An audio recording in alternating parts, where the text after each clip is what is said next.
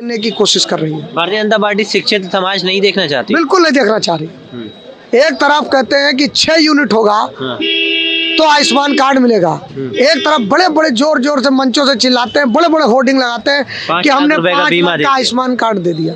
अरे 5 लाख का आयुष्मान किसको दे रहे हैं आप? 5 लाख का आयुष्मान कार्ड आप करें 6 यूनिट, 6 यूनिट किसके घर हैं?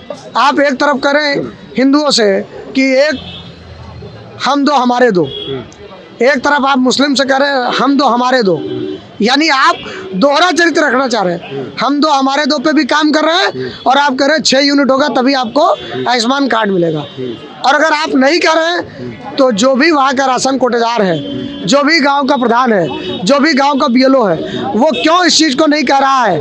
क्यों वो दबाव बनाता है कि आपके घर में अगर 6 यूनिट होंगे तभी हम आपका नाम उस पर रजिस्टर्ड करेंगे? तो भारतीय जनता पार्टी की नीतियां बहुत अजीब टाइप की है। भारतीय जनता पार्टी एक तरफ कह रही है मैं स्वावलंबी बना रहा हूँ, देश को विकसित बना रहा हूँ, शिक्षित बना रहा हूँ, देश को विश्व में डंका बजेगा, पूरे विश्व गुरु बनाऊंगा। विश्व गुरु। और 11% गरीबी है देश में। सीतारमण जी का तो एक शाश्वत बयान आपको याद होगा, जब आपके देश में अभी कुछ दिन पहले प्याज महंगा था तो उन्होंने कहा था प्याज खाने की जरूरत क्या है, हम नहीं खाते प्याज। तेल महंगा हो जाए तो गाड़ी ना चलाए। आप समझ लीजिए ना, मैं जो बात पूछ रहा हूँ आपसे, छोटी सी बात, अगर 80 करोड़ लोग राशन पे जीवित हैं तो स्वावलंबी कौन है और विकास कहाँ है और सरकार की नीति कौन सी है? और अगर निर्मला सीतारमण यह कह सकती हैं कि महंगाई दबाने के लिए प्याज आप मत खाइए, तो कल को वो कह देंगे कि पेट्रोल महंगा हो गया तो आप गाड़ी मत चलाइए, पैदल चलिए, साइकिल से चलिए। तो हमारे तो राष्ट्रीय अध्यक्ष, समाजवादी पार्टी के राष्ट्रीय अध्यक्ष आदरणीय, जिन्होंने पार्टी को खड़ा किया, हम सबके नेता मरहूम आदरणीय मस्त रहोगे और फिट रहोगे, तो फिर इसका मतलब है कि समाजवाद की परिभाषा साइकिल से निकलती है।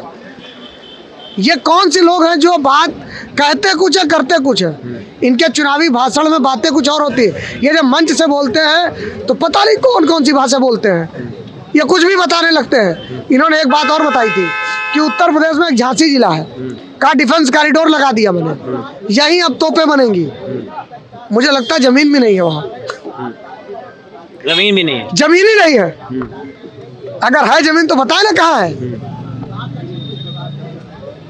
बड़ी बात आप बताओ ना। इन्होंने कहा कि इतने एमओयू हो गए, 4 लाख करोड़, 10 लाख करोड़, 11 लाख करोड़, 15 लाख करोड़, कितने एमओयू करा डाले। एक्सप्रेसवे तो बहुत बना रहा है। मैं क्या कर रहा हूँ, एक एक्सप्रेसवे बनाया था बुंदेलखंड, जिस दिन उद्घाटन हुआ उसी दिन रात में बारिश हो गई, तो अगले दिन ही पता चला 350 जगह फट गया।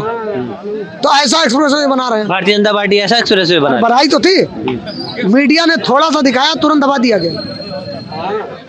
तो आप समझिए ना कि इनकी बनाने की नीयत क्या है। तो ये तो भ्रष्टाचार है, घोटाला है। अरे इनकी सरकार जाए, उसके बाद जांच में आप देखिएगा इस देश का कोई मंत्री, कोई विधायक, कोई सांसद, कोई मुख्यमंत्री, कोई प्रधानमंत्री, कोई गृह मंत्री अगर बच जाए, इनको जगह नहीं मिलेगी या कहाँ जाए। इतना घोटाला हिंदुस्तान में आज तक किसी सरकार ने किया ही नहीं। इस बार जो बजट आया उसमें किसानों का एमएसपी जो माफ नहीं हुआ, उसके बाद वो किसान फिर वापस दिल्ली जाने की बात कर रहा हूँ। किसानों से जो वादा करके इन्होंने वापस लिया अभी 2 साल पहले, 1.5 साल पहले, और आज वो कोई भी वादे पूरे नहीं किए। किसान फिर मजबूर है बॉर्डर पे बैठने के लिए। किसान करे तो क्या करे? और ये बार बार कहते हैं कि हम किसान को बढ़ा रहे हैं, हम किसान को आय दुगनी कर रहे हैं। अरे एमएसपी बढ़ती थी, हर साल एमएसपी बढ़ाई जाती थी।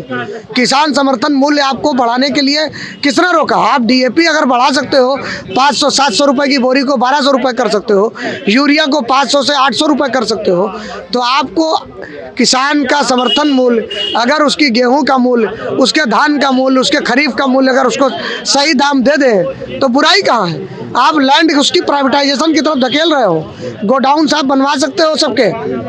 आप 4 उद्योगपतियों से बोलते हो कि आप जाइए उत्तर प्रदेश में, आप गोडाउन बना लीजिए, उस जोन में आप बना लीजिए, उस जोन में आप बना लीजिए, हम मौका आएगा तो आपको पूरी जमीनें किसान को कॉन्ट्रेक्चुअल बेस पर दिलवा देंगे। आप इस तरीके की चीजें कर रहे हो, लेकिन उसके बावजूद भी मैं ये देख रहा हूँ कि हिंदुस्तान में किसानों के बारे में ये सरकार बात ही नहीं करना चाहती है।